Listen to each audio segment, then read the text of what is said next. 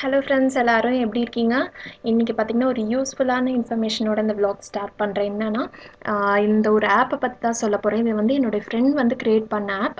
என்னோட friend create பண்ணதுனால இத வந்து இது பண்றேன்னு சொல்லி நினைக்காதீங்க. பர்சனலாவே எனக்கு ரொம்பவே புடிச்சிருந்துச்சு. அதுதான் உங்களுக்கும் எல்லாத்துக்கும் யூஸ்ஃபுல்லா இருக்கணுங்கிறதுக்காக நான் இத ஷேர் பண்றேன்.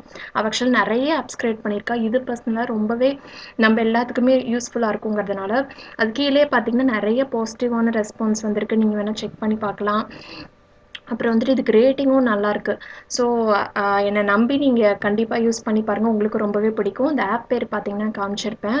ஹேபிட் ஓஎஸ் கோல் ட்ராக்கர் அப்படிங்கிற ஆப்பை மெயினாக பார்த்தீங்கன்னா நம்ம நிறைய பிளான் பண்ணுவோம். அதில் பாதி செய்ய மாட்டோம்.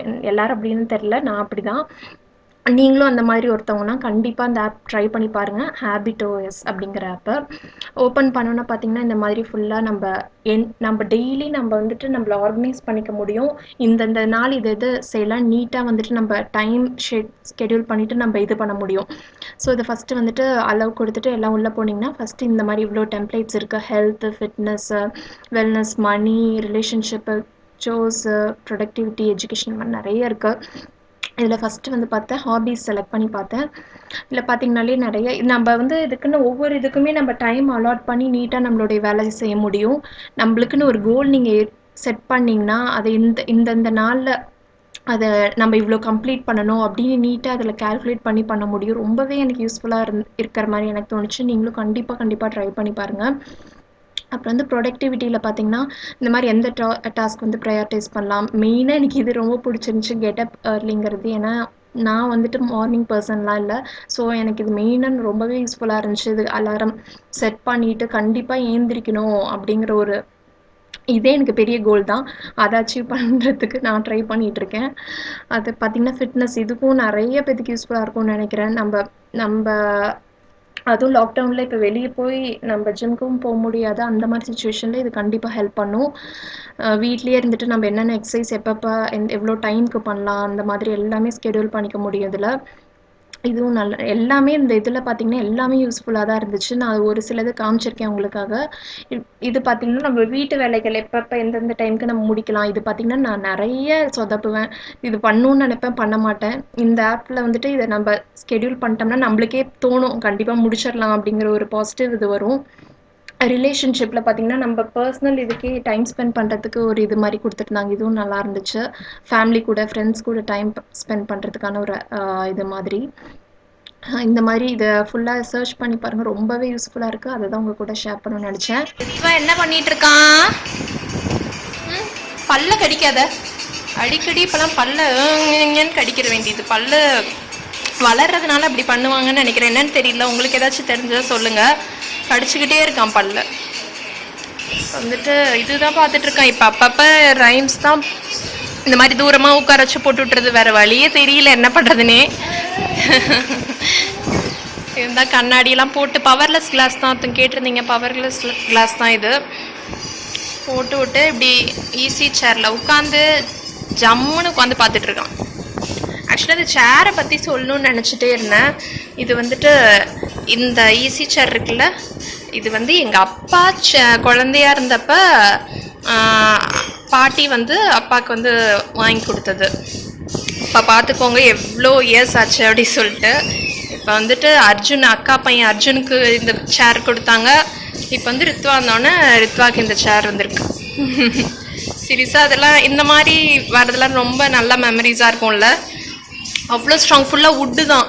இங்கே மட்டும் அந்த துணி போட்டிருக்காங்க. செம்ம ஸ்ட்ராங்கு. ஞாபகார்த்தமாக இது இருக்கு. இங்கே ஒரு ரெசிப்பியிலேருந்து என்ன பண்ண போகிறோம் அப்படின்னா என்னோடய ஹிட் ரெசிபின்னு சொல்லலாம். எனக்கு எங்கள் வீட்டில் எல்லாத்துக்குமே பிடிக்கும். ரவா தோசை தான். இதே மாதிரி பண்ணி பாருங்கள், பர்ஃபெக்டாக வரும். ஓகே, ஒரு எறும்பு உள்ளே போந்துருச்சு. ஏகப்பட்ட எறும்பாக இருக்குது வீட்டில் சீரியஸாக. ஓகே, இப்போ வந்துட்டு ஒரு டம்ளர், இந்த டம்ளர் தான் காஃபி குடிக்கிறவங்கள டம்ளர், குட்டி டம்ளர் தான், இந்த சைஸ் தான். அதில் வந்துட்டு ஒரு டம்ளர் அளவுக்கு ரவா எடுத்திருக்கேன்.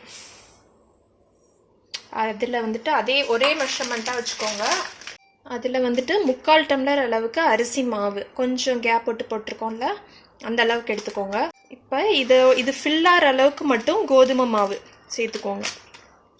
ஒரு 2-3 ஸ்பூன் வரும், அவ்வளோதான். வந்துட்டு இதை சேர்த்துடலாம். இதுக்கு தேவையான அளவு உப்பு சேர்த்துக்கோங்க, 1/2 ஸ்பூன் உப்பு. அப்புறம் வந்து தண்ணி கலந்து இதை வந்து ரெஸ்ட் பண்ணணும். அட்லீஸ்ட் ஒரு 20 மினிட்ஸ் ஆச்சு. உங்களுக்கு டைம் இருந்துச்சுன்னா நீங்கள் 1/2 ஹவர்லேருந்து 1 ஹவர் வரைக்குமே ரெஸ்ட் பண்ணலாம். ஏன்னா ரவா சேர்க்குறப்ப கண்டிப்பாக அதை ஊற வச்சு தான் பண்ணணும், உடனே இன்ஸ்டண்ட்டாக பண்ணாதீங்க. தண்ணி வந்து நல்லா தாராளமாக ஊற்றுங்க, நிறைய தண்ணி இழுக்கும். அதுக்கு மிச்சம் இந்த பேட்டரும் பார்த்திங்கன்னா நல்ல லிக்விடாக நல்ல தண்ணி மாதிரி தான் இருக்கணும். நம்ம வந்துட்டு நார்மல் தோசை மாவு மாதிரி இல்லை, நல்லா தண்ணியாக நம்ம ஊற்றி விடுவோம். நான் ஊற்றுறப்ப காமிக்கிறேன். இன்னும் நல்ல தண்ணியாக இருக்குது பாருங்கள். நல்லா மோர் மாதிரி இருக்கிற அளவுக்கு நீங்கள் தண்ணி ஊற்றிக்கலாம். அந்த அளவுக்கு ஊற்றிட்டு இதை ஒரு 1/2 மணி நேரம் ரெஸ்ட் பண்ண விட்டுருங்க. அதுக்கப்புறம் என்ன பண்ணுறதுன்னு பார்க்கலாம். இப்போ பார்த்தீங்கன்னா என்னென்ன இதுக்கு வேணும்னா, ஒரு பெரிய வெங்காயம் நல்லா முடிஞ்சளவுக்கு ஃபைனாக சாப் பண்ணியிருக்கேன், ஒரு சின்ன பச்சை மிளகாய் அதை கட் பண்ணியிருக்கேன், அப்புறம் கொஞ்சம் இஞ்சி, அப்புறம் வந்துட்டு கருவேப்பிலை, கொத்தமல்லியும் கண்டிப்பாக சேர்த்துக்கோங்க. இன்றைக்கி என்கிட்ட இல்லை, ஸோ கொத்தமல்லியும் கொத்தமல்லி சேர்த்துக்கோங்க. அப்புறம் வந்துட்டு மிளகு நுணுக்கி வச்சுருக்கேன் அது. இது எல்லாமே இந்த 1/2 ஹவர் ரெஸ்ட் பண்ண விட்ட பேட்டரில் இப்போ நம்ம சேர்க்க போகிறோம். இப்போ வந்துட்டு இந்த மாவில் எல்லாத்தையும் சேர்த்துடலாம்.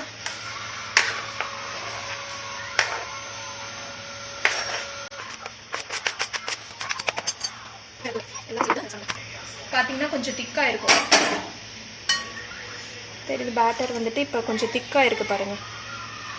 நல்லா தண்ணியாக இருந்துச்சு, இப்போ நல்லா திக்காயிருச்சு. இப்போ மறுபடியும் நம்ம இப்போ தண்ணி ஊற்றிக்கணும், பழைய கன்சிஸ்டன்சிக்கு வர்ற மாதிரி தான், நல்லா தண்ணியாக இருக்கணும்.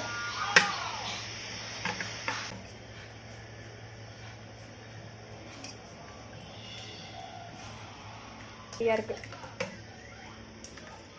இந்த கன்சிஸ்டன்சி வந்து சரியாக இருக்கும். நடுவுலையும் உங்களுக்கு தோசை ஊற்றுறப்ப அடுத்த தோசை ஊற்றுறப்ப கொஞ்சம் திக்காக சான்ஸ் இருக்குது. அப்படி ஆணுச்சுன்னா மறுபடியும் தண்ணி ஊற்றி மிக்ஸ் பண்ணிவிட்டு அடியிலேருந்து ஊற்றுங்க. சில சமயம் அப்படியே அடியில் தங்கிடும். ஸோ ஒவ்வொரு டைமும் நல்லா மிக்ஸ் பண்ணிவிட்டு தோசை ஊற்றுங்க. இப்போ ஊற்ற ஆரம்பிச்சிடலாம். இப்போ வந்துட்டு சுட ஆரம்பிச்சிடலாம். கல் பார்த்திங்கன்னா நல்லா சூடாக இருக்கணும். வெங்காயம் தேய்ச்சிக்கிறேன் இதுக்கு ஒட்டாமல் இருக்கிறதுக்காக. மெயினாக இந்த மாதிரி கல் தோசை கல்லில் பண்ணுங்கள், நல்லா மொறுமொறுன்னு வரும், டேஸ்ட்டும் நல்லாயிருக்கும். நல்லா ஹாட்டாக இருக்குது பாருங்கள், புகை வர்றது எனக்கு தெரியுது, கேமராவில் தெரியுதான்னு தெரில, அவ்வளோ நல்லா ஹாட்டாக இருக்கணும். வந்துட்டு ஊற்றிடலாம். நல்லா தண்ணியாக இருக்கணும் பேட்டரு.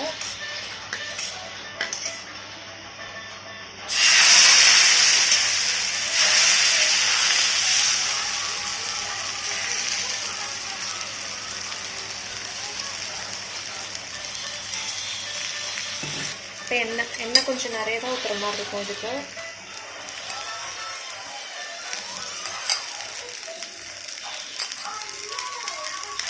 வந்து மூடி வச்சுருங்க.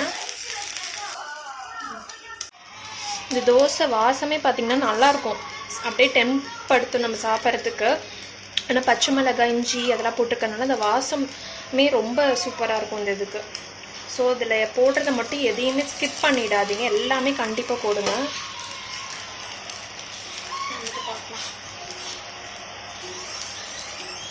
இங்கே ப்ரௌன் ஆகிறது தெரிஞ்சோன்னா அப்படியே திருப்பிடலாம்.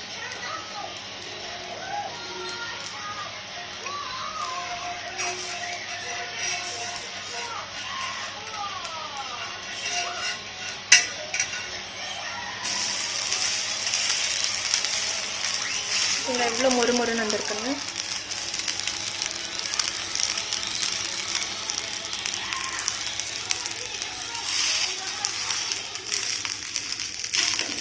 சீரியஸாக கொத்தமல்லி மிஸ் ஆயிடுச்சு. நான் கொத்தமல்லி எப்பொழுதும் அதுவும் இருந்தால் தான் நான் ரவா தோசையே பண்ணுவேன். இன்றைக்கி எனக்கு ஞாபகமே இல்லை, தீர்ந்தது. சரி பரவாயில்ல, அட்ஜஸ்ட் பண்ணிக்க வேண்டியதான். அவ்வளோதான், இதை வந்துட்டு எடுத்துடலாம்.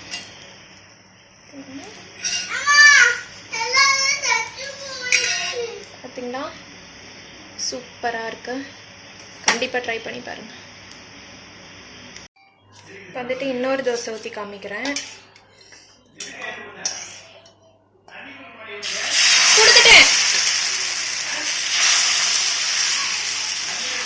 கொடுத்துட்டேம்மா.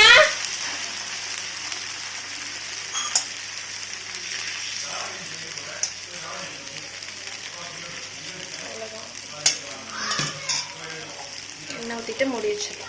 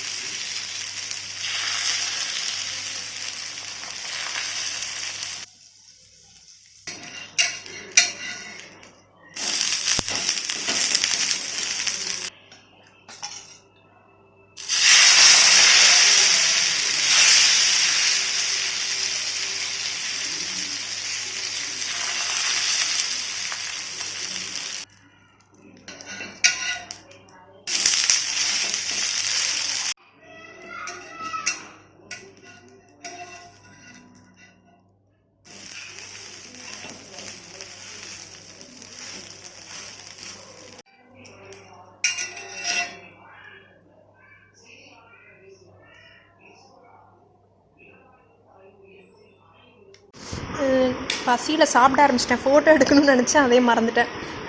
தேங்காய் சட்னி தான் பெஸ்ட் காம்பினேஷன் எனக்கு தெரிஞ்சு. அப்புறம் வந்துட்டு தேங்காய் சட்னி செய்கிறப்ப இன்றைக்கி வந்துட்டு ஒரு டிப் நான் உங்களுக்கு சொல்கிறேன். ஏற்கனவே எனக்கு தெரியும் இது, பட் நான் அதை ட்ரை பண்ணதில்லை. என்னென்னா தேங்காய் உடைச்சா அதுலேருந்து தண்ணி வரும்ல, அந்த தண்ணி யூஸ் பண்ணி செஞ்சால் நல்லாயிருக்குன்னு சொல்லுவாங்க. தேங்க்யூ.